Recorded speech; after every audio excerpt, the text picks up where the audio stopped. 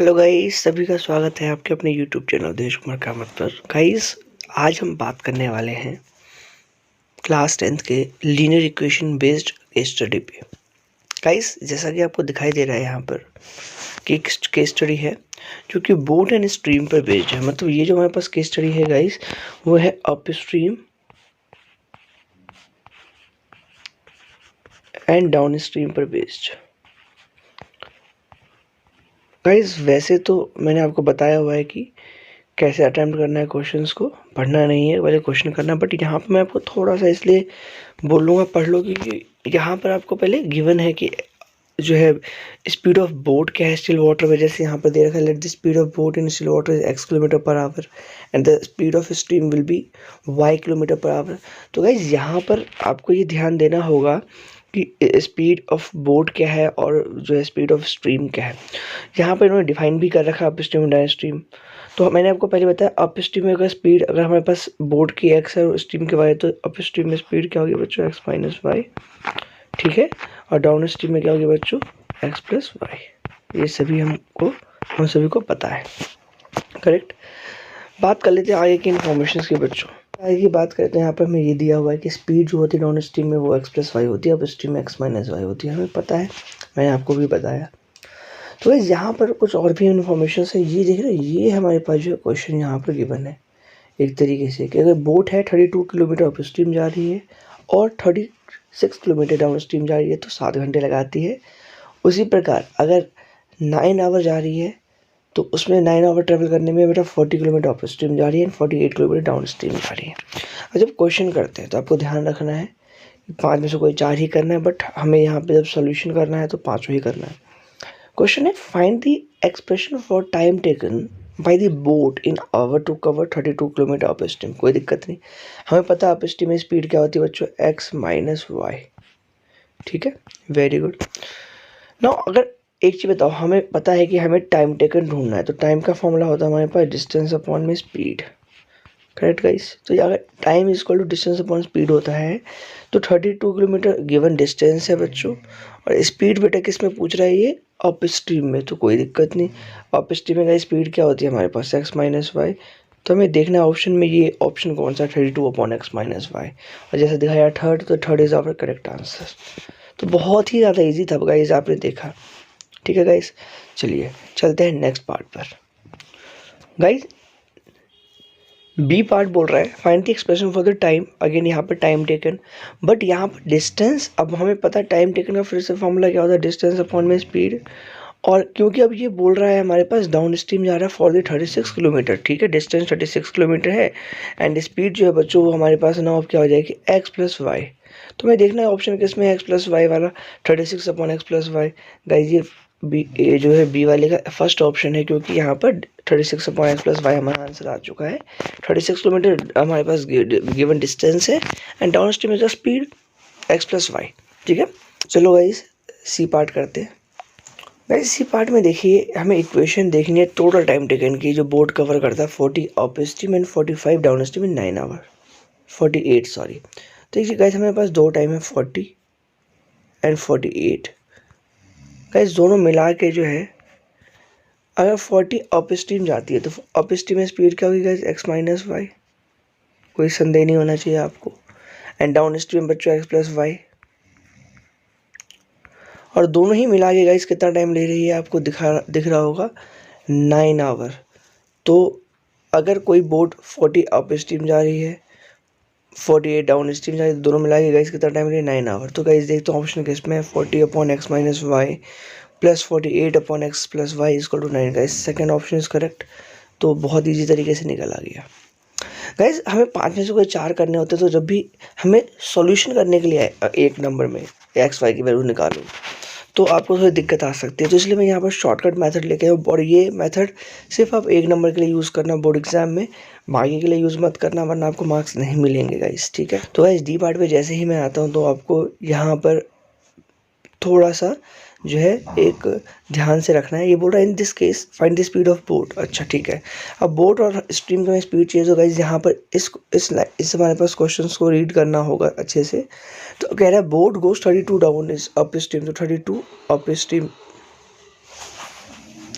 अब 32 up stream है guys, तो x माइनस वाई प्लस जो है कितना डाउन स्ट्रीम है गाइस, 36 डाउन स्ट्रीम है, x प्लस वाई। तो सर बेटा गाइस कितना टाइम लेता है वो हमारे पास, 7 आवर।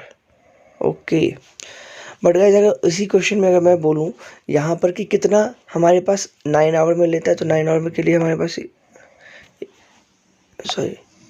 9 आवर के लिए भी इक्वेशन में गिवन है, दैट इज 40 अप स्ट्रीम जाता है और गाइस 48 डाउन स्ट्रीम जाता है।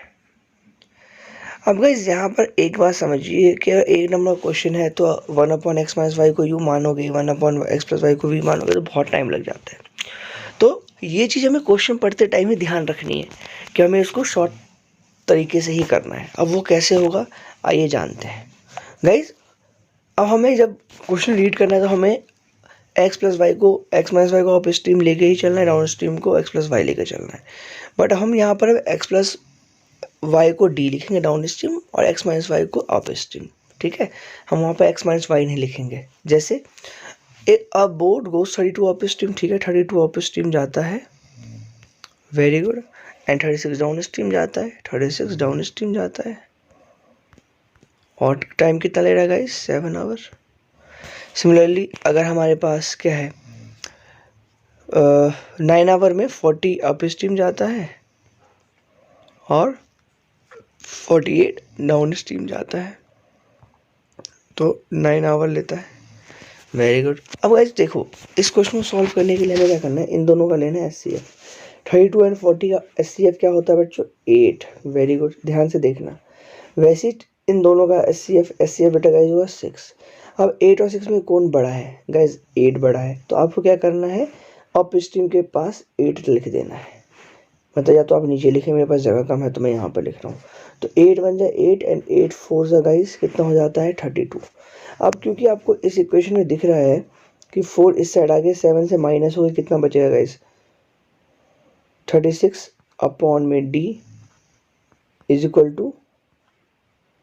टू गाइस 7 माइनस 4 3, और 3 से यहाँ पे कैंसिल आउट हो गया तो 12। तो हमारे पास d की वैल्यू जो गाइस कितनी आ गई आपके पास, 12। बहुत इजी था गाइस, मैंने फिर से बता देता हूँ। इन दोनों का SCF लेना है, जो बड़ा होगा बेटा उस साइड आपको वैल्यू पुट कर देनी है।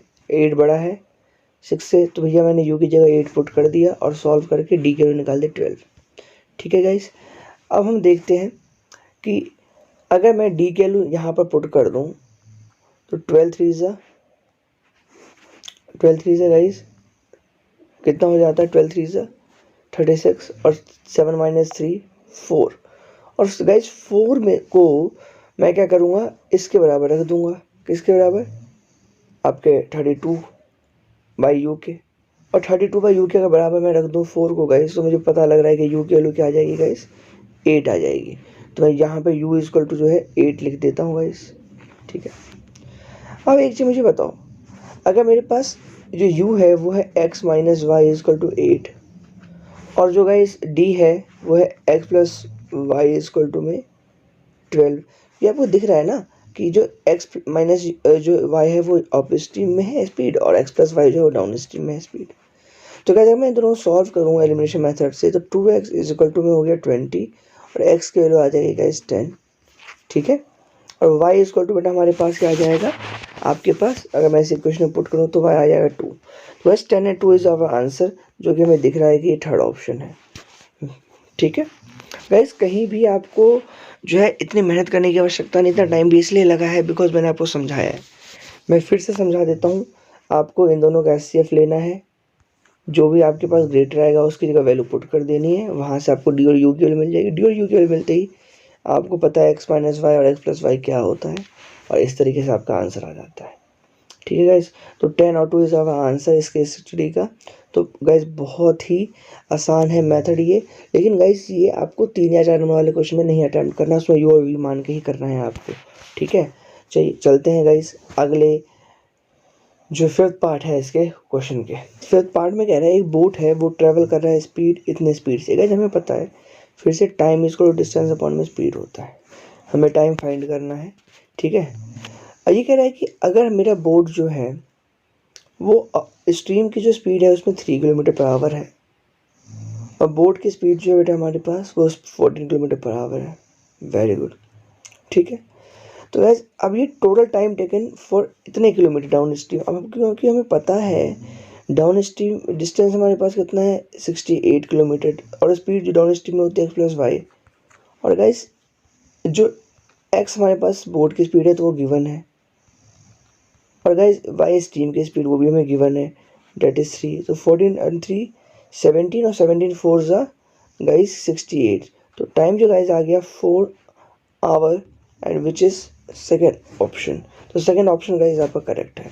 तो गाइस आपने देखा कि कैसे हम लीनियर इक्वेशंस के केस स्टडीज़ को सॉल्व कर सकते हैं। यहाँ पर up stream and down stream problem का ये हमारे पास क्या था, आपके पास केस स्टडी था जिसको हमने बहुत ही आसान तरीके से किया है।